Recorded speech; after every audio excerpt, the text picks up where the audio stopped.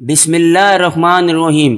شروع کرتا ہوں اللہ کے نام سے جو بڑا مہربان اور نہایت رحم والا ہے۔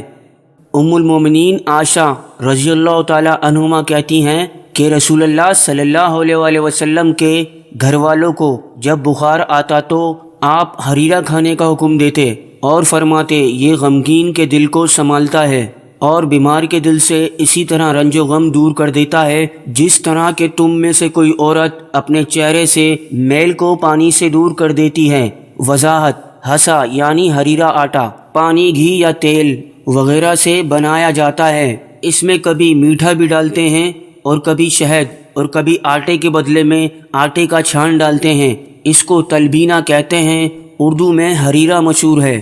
تو دوستو، یہ حدیث کے حوالے نیچے لکھیں، اور اگر آپ بھی روزانہ حدیث سننا چاہتے ہیں تو چینل کو سبسکرائب کر لیں اور بیل آئیکن پر کلک کر دیں۔ السلام علیکم۔